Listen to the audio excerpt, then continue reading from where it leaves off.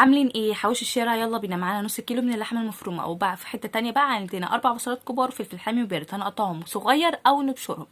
بعد كده عندنا حته ليا حلوه كده كبيره، هنحطها في الفريزر ونبشرها عشان يبقى سهل معانا في البشر. وانزل عليها فلفل اسود وملح وسبع بهارات، هقلبهم كويس قوي مع بعض بحيث المكونات تدخل في بعضها كده ويبقى بالشكل اللي قدامك ده.